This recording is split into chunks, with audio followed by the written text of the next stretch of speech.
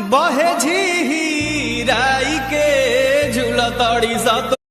Hello दोस्तों, नमस्ते, प्रणाम। कैसे हो? देखिए दोस्तों, हमारे तरफ कितना बाढ़ आ चुकी है।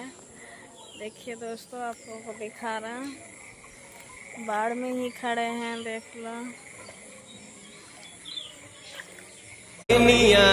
झुलुआ लगाई के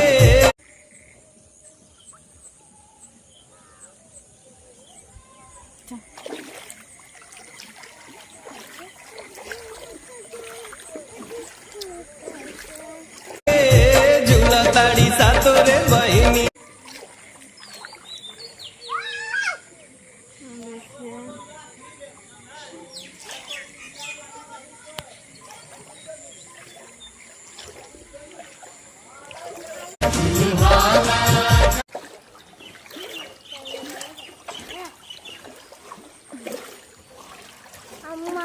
झीराई के झूलतड़ी